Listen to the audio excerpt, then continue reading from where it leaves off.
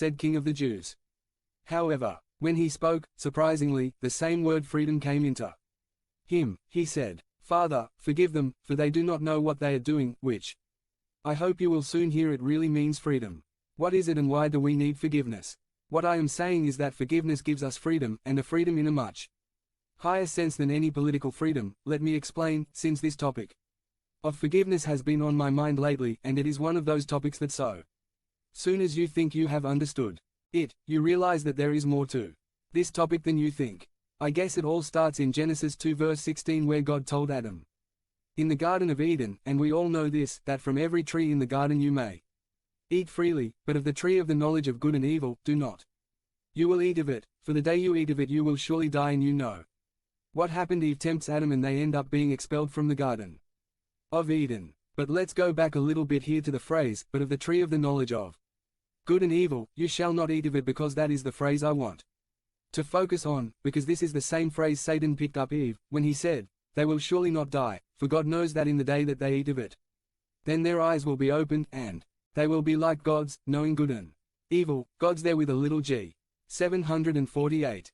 And you know, most people when they hear this verse they focus on, "You will be like gods," which sounds great, but they don't see the next phrase that says, "know good and evil." It is a much more powerful phrase, with the word know being a very underrated term, and in this context it means an involuntary and automatic way of knowing something.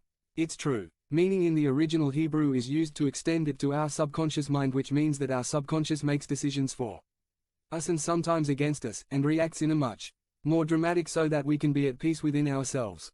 Our subconscious mind is that part of us that knows and recognizes and reacts immediately and automatically to any act that has been committed to us or that has been committed by us to another person. I'll give you an example. If we witness some act or action, our brain automatically thinks it was good or bad. We can't help it, because we are like gods, little g, we know good and evil, we can't help it. And this whole process is well known to us, we call it our conscience. And we all know how our conscience can eat at us for one reason or another, particularly when we consider that there has been an injustice, whether that injustice has been committed against us, or we have committed an injustice against another person. And when our conscience is disturbed, it wants, no, demands that things be put right to give us that freedom of inner peace, and to do this our conscience wants, or is seeking a certain revenge, or something like that, to put the records in order. Then, our brain automatically activates and starts seeking and planning revenge with a certain amount of anger driving it. Now, come on, we've all done this to some extent, it's human nature, it's normal, and they've even made great movies about it, and my favorite revenge story is The Count of Monte Cristo by Alexander Dumas.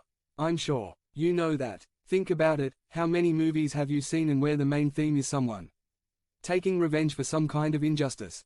And where does this need for revenge take us? Because in both cases there is anger in our hearts and an unhealthy determination to attack someone in some way and give them a piece of our mind in a way that says, "Don't mess with me," or in the event that we do something wrong, we want to have the opportunity to tell the world, "I didn't mean for that to happen." And deep down, that cannot be good for both us and the other person. We are in crisis with ourselves, and until things are resolved, our inner peace within us is gone. And now 749. Thinking goes to see our internal reasoning has changed, and we make decisions with our normal character decisions that are sometimes harmful to ourselves. Come on, we're all familiar with the phrase, "Don't cut off your nose to mess up your face," and I'm sorry to say that many of us have done it at some point in our lives.